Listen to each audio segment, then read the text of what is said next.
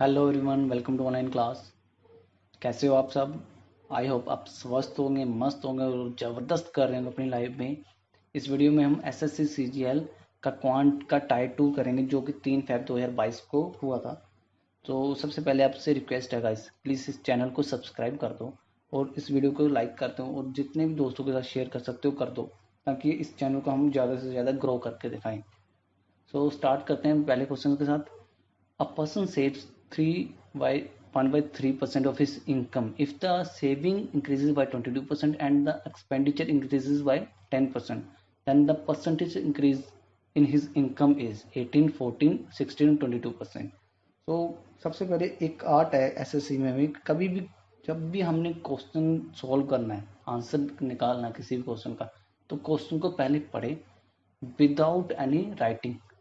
अगर आप अननेसेसरी लिखना शुरू कर दोगे, क्योंकि इसमें क्या होता है कि आपको काफ़ी चीज़ें एक्स्ट्रा दी होती हैं जिसकी रिक्वायरमेंट भी नहीं होती। अभी इस क्वेश्चन में की बात नहीं कर रहा हूँ, मैं जनरल बात कर रहा हूँ। सो स्टार्ट करता हूँ। मैं अभी क्यों आपके लिए लिख के बता रहा हूँ, नहीं तो ये मेंटली विदाउट पेन आप लिख सकते हो, इस क्वेश्चन को आप सॉल्व कर सकते हो। सो स्टार्ट करते हैं। अगर मान लो किसी पर्सन की इनकम 3x है, तो उसने 33 × 1/3% सेव किया, तो सेव एक्स किया होगा, 1/3 सेव किया होगा। किसी को नहीं पता तो मैं बता देता हूँ। 33 × 1/3 है, परसेंटेज को हम 1/3 भी लिख सकते हैं। ये परसेंटेज की फ्रैक्शंस है। ये अगर आप बोलो तो मैं वीडियोस में एक्सप्लेन कर दूंगा इन फ्यूचर। आपके लिए आपको इसके लिए सबसे पहले कमेंट करना पड़ेगा कमेंट बॉक्स में कि हमें इसके ऊपर वीडियोस चाहिए। तो अगर सेविंग एक्स होगी तो एक्सपेंडिचर, रिमेनिंग एक्सपेंडिचर का 2x होगा, जो एक्सपेंडिचर होगा। फर्दर उसने बोला if the saving increases by 22%, saving हमारी 22% इंक्रीज हो रही है, जो 1.22 होगी। ये सारा मेंटली करना, आपने लिखने की जरूरत नहीं, आपको बताने के लिए मैं लिख रहा हूँ। और जो हमारा एक्सपेंडिचर है 10% इंक्रीज होगा, 0.2% इंक्रीज होगा, 2.2x हो जाएगा। टोटल नेक्स्ट इनकम हमारी अभी बन गई है 3.42x। उसने हमें पूछा क्या है कि percentage increase in his income, कितनी इंक्रीज हुई है टोटल? 0.42, किसके ऊपर? 3 के ऊपर। ये एक्स एक्स है, वैसे इसको काट देंगे तो परसेंटेज क्या होगी? अगर हम परसेंटेज निकालें, ये हमारी 15 के नीचे बनेगी, सो 14% हमारा आंसर होगा, क्योंकि इसके ऊपर कोई ऑप्शन सारे 15 के ऊपर ऊपर ही, ये भी नहीं होगा, ये भी नहीं होगा, ये भी नहीं होगा। ये भी आर्ट है गाइस, आपको ये सीखना पड़ा है। फर्दर आप अगर चाहते हो इसके ऊपर वीडियोस मैं बनाऊं, तो आप कमेंट कर दो, मैं बता दूंगा कैसे मैंने इसको विदाउट वेस्टिंग एनी टाइम 15 से नीचे बता दिए। सो नेक्स्ट क्वेश्चन है। अगर नेक्स्ट है, P can finish a work in 18 days, sorry, when he had worked for 5 days. Q joined him. If both of them together completed the remaining work in 13 by 5 days, then in how many days can Q alone finish 66 into 2 by 3% of the same work? अभी देखो फिर से ये fraction का कमाल है। मैं बता देता हूँ अब कैसे फ्रैक्शन को यूज़ करेंगे। पहले क्वेश्चन को देखते हैं। सो क्वेश्चन में सिंपल है, कोई इसमें हार्ड एंड फास्ट नहीं करना कुछ भी। सो पहले मैं बता देता हूँ, पी जो है 18 दिन में काम कर रहा है। अगर मैं टोटल काम को डिस्ट्रीब्यूट करूँ, वो 18 यूनिट्स में कर दूँ, पी एक दिन में कितना काम करेगा? 1 यूनिट का। अगर 18 यूनिट्स का काम है, कोई भी काम है, जैसे वो हम काम कर रहे हैं, ईंट चनाई का काम करें, वो 18 यूनिट का काम, 18 ईंटें लगानी है एक दिन में। वो कितनी यूनिट लगाएगा? 18 दिन में लगानी हो तो एक दिन में एक ही लगाएगा।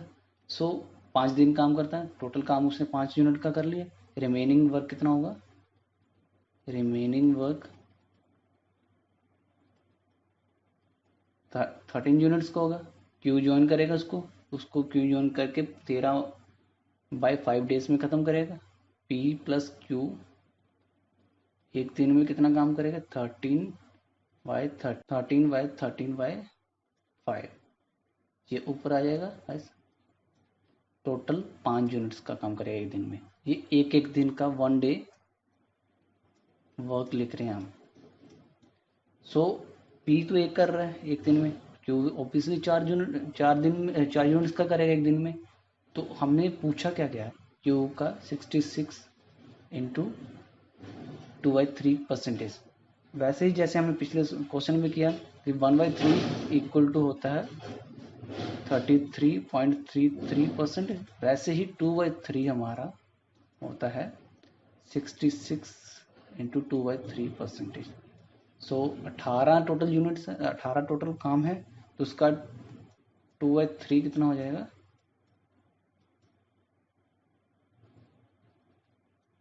6 इंटू 12 यूनिट्स।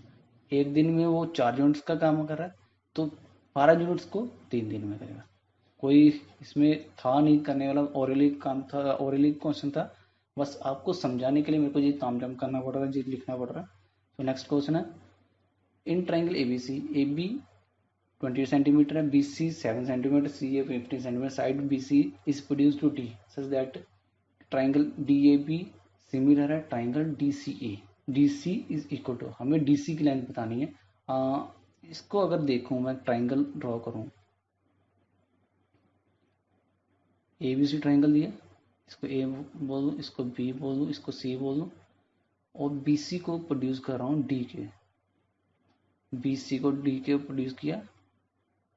अगर इसको मैं मिला भी दूँ D A, so A B हमें गिवन है 20 सेंटीमीटर, बी सी हमें गिवन है 7 सेंटीमीटर, और सी ए हमें गिवन है 15 सेंटीमीटर। अगर सिमिलैरिटी के साथ चलें तो हमें ये भी पता है D A upon D C किसके बराबर होगा, D B upon D A. ये हमारे किसके बराबर होगा, ए पी अपॉन सी ए। सो ये सारे ही इनकी रेशियोज आपस में इक्वल होगी। अगर इन तीनों में देखें, हमें एक ए बी मिला है, एक सी ए पता है, ए बी कितना है 20 और सी ए हमारा 15। अगर इसको हम 5 और इसको 3 के साथ देखें, 4/3 आ रहा है हमारा। डी बी हमारा 7 प्लस सी डी है, और डी ए हमारा डी ए है, ठीक है। और इसकी रेशियो 4/3 है। मैं अभी बता रहा था कि ये सारे आपस में रेशियो इक्वल्स हैं, तो अगर सी डी डी सी की जगह हम 3 लिख सकें तो कोई इसको इशू नहीं होना चाहिए, लेकिन ये इसका कांस्टेंट भी जरूर लेंगे। 4/3 7 प्लस 3 ए कांस्टेंट ले लेते हैं, जो दोनों के साथ कट कैंसिल हो रहा है, तो डी ए को हम 4a ले रहे हैं। सॉल्व करके देखें, 16a into 21 plus 9a, total हमारा ये 7a इज इक्वल टू 21। तो a की वैल्यू आ रही है हमारी 3। हमें पूछा क्या गया, सी डी, सी डी क्यों क्या है, जहाँ डी सी जो 3 इंटू 3 है, ये 9। देखो गाइस, ये सारा करने की जरूरत ही नहीं थी, मैं आपको पहले ये करके क्यों बता रहा हूँ आपको, ताकि आपको बेसिक अंडरस्टैंडिंग हो कि क्या है क्या ये हमारा आंसर यहाँ से ही निकल गया था, ये रेशो से निकल गया, क्योंकि हमें उसने डीसी की वैल्यू पूछी है। तो डीसी हमें पता है कि 4/, डी ए और डीसी हमारा 4/3 रेशियो के इक्वल है, 3 डीसी के इक्वल आ रहा था। अगर इस सारे ऑप्शंस में देखूं, 3 का मल्टीपल ही कोई नहीं था, सिर्फ 9 था। सो अगर ये सारा ही कर रहे हैं, इसका मतलब हमारा वेस्टिंग ऑफ टाइम है। तो आपको मैंने बताया क्यों इसको करके, ताकि आपको बेसिक अंडरस्टैंडिंग हो कि आप करें कैसे, अप्रोच कैसे करें उस क्वेश्चंस को। सो कभी भी एसएससी में एग्जामिनर हमें कुछ एक्स्ट्रा ऑर्डरिंग करके नहीं बताना पूछता, वो कहता है कि बच्चों को एटलीस्ट इतना तो पता हो कि अंडरस्टैंडिंग होनी चाहिए बेसिक। तो नेक्स्ट क्वेश्चन करते हैं, the area of 3 adjacent faces of a cuboidal solid block of wax are 216 centimeter square, 90 centimeter square and 144 centimeter square. It is melted and 8 cubes of the same size are found from it. What is the latest surface area of 3 such cubes? latest surface area पता होना चाहिए कैसे निकालते हैं किसी भी cube का, वो क्या होता है 4a square। हमें 3 का निकालने का बोला है, सो 12a²। ठीक है। नेक्स्ट अगर हम देखें एडजेसेंट फेसेस की क्यूबॉइड का क्या होता है, लेंथ इंटू ब्रेथ। मैं आपको बना के बता देता हूँ। क्यूबॉइड बना रहा हूँ मैं। क्यूबॉइड की 6 फेसेस होते हैं। ठीक है गाइस। अगर इसको मैं लेंथ लेता हूँ, इसको मैं ब्रेथ ले लेता हूँ, इसको मैं हाइट ले लेता हूँ। ठीक है। So length into breadth suppose 1216 है। Breadth into height suppose 96 centimetre square है। Height into length suppose 144 centimetre square. हमें इसने बोला कि इसकी सारों की मेल्ट किया, हमने इस पूरे को मेल्ट किया और क्यूब्स में बांट दिया। सो सिंपल है, इसका हमें वॉल्यूम चाहिए होगी। अगर इन सबको मैं मल्टीप्लाई कर रहा हूँ, length square into breadth square into height square आएगा हमारे पास, और ये 216 इंटू 96 इंटू 144 आएगा, तो अंडर रूट में आ जाएगा सारा ये।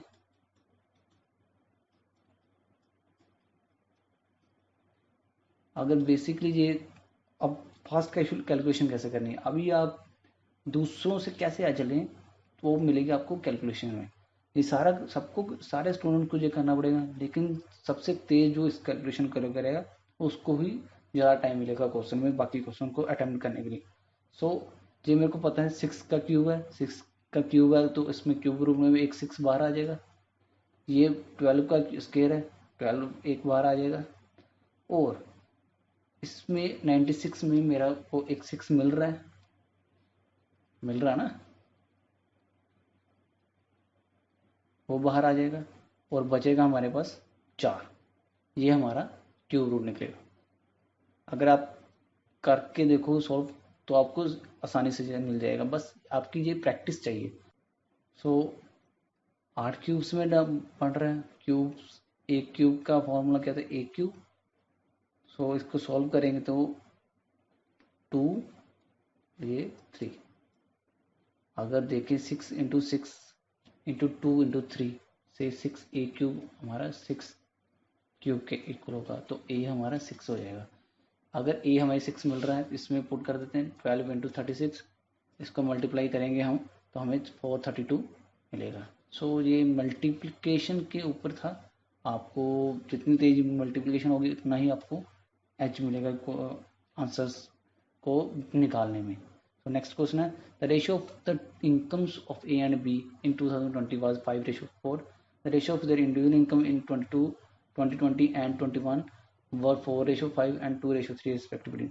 If the total income of A and B in 2021 was 7,05,600, then what was the income of B in 2021? हमें इस इनकम ऑफ बी की निकालनी है। हमें दोनों की इनकम 2020 में दी हुई है 5:4 और 2021 में कितनी इंक्रीमेंट हुआ 20 से वो दिया हुआ। सिंपल था, ये हमें 20% इंक्रीज मिला है, ये हमें 50% इंक्रीज मिला है। सिंपल है। अगर 5:4 को हम 5 में ए को 20% मिला, 5 से क्या हो जाएगा 6.25, 20% इसके बढ़ के होगा। रेशो ये 50% बढ़ा तो ये 6 हो जाएगा। सिंपल अगर हम इसको करें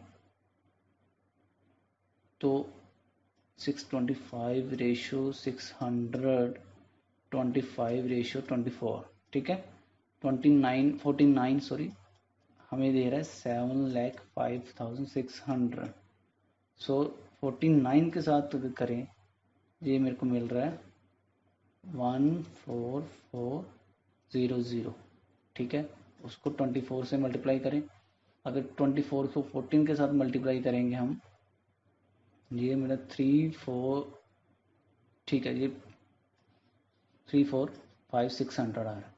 गाइस आपको पूरा कैलकुलेट करोगे तो आप आई थिंक कुछ ना कुछ मिस कर जाओगे। सो कोशिश करो कि दोनों डिजिट्स, पहले 2 डिजिट्स को मल्टीप्लाई करो, उससे आपको रफली आइडिया आ जाएगा, क्योंकि इसमें काफ़ी ऑप्शंस दूर दूर हैं। 360 तो हो नहीं सकता, ये काफ़ी दूर है।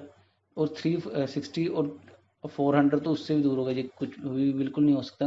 3 लाख से ऊपर होगा तो ये ऑब्वियसली ये था, ये कुछ इसमें नहीं था। अगर आप देखो इसमें भी वही लग रहा है कि परसेंटेज को आप कैसे देखते हो, कैसे आप इसको अपने माइंड में स्ट्राइक करवाते हो, उसमें ज़्यादा कुछ था ही नहीं, क्योंकि काफ़ी बच्चों का मेरे को रिक्वेस्ट आई थी जी इस क्वेश्चन के लिए। सो ये था नहीं इतना जितना हुआ बना रहे थे स्टूडेंट्स। नेक्स्ट क्वेश्चन है, in the medical transaction 17 times the cost price equal to 8 times the sum of cost price and the selling price, what is the gain और loss percentage. 17 times cost price is equal to 8 times sum of cost price and selling price, कितना उसको gain हुआ loss हुआ, simple है।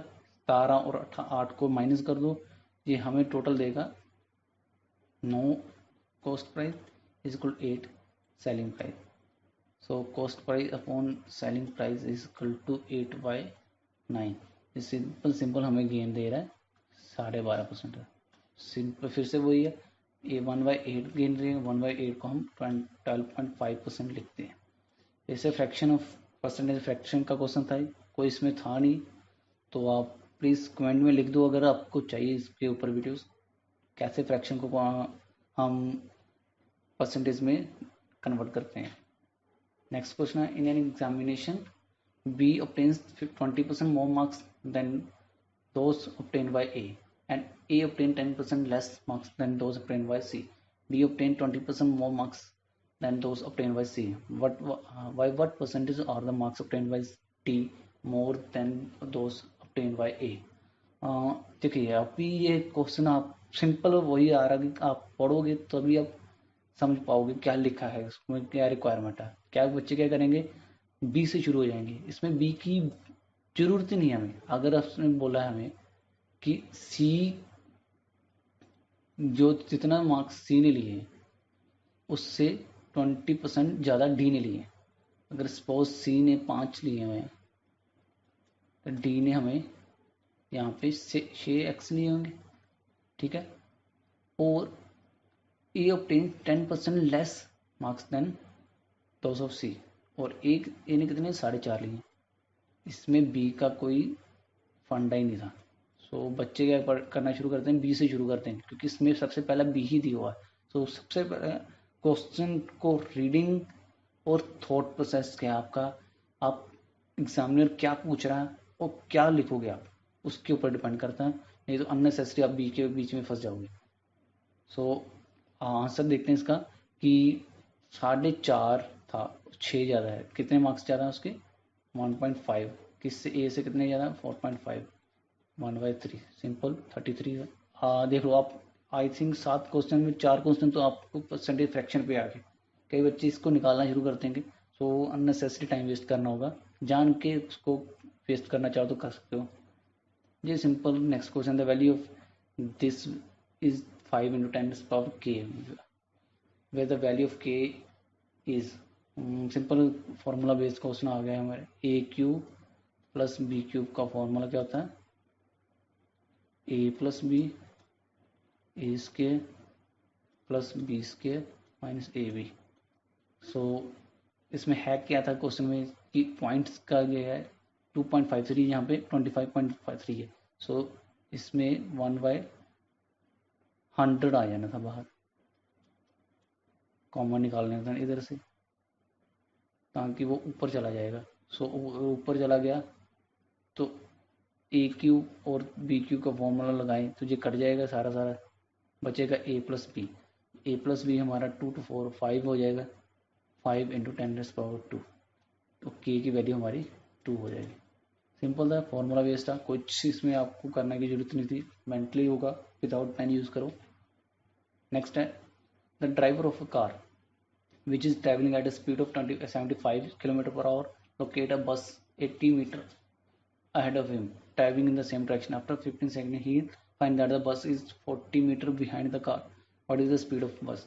km/h में दी है, हमें km/h के साथ ही चलना पड़ेगा।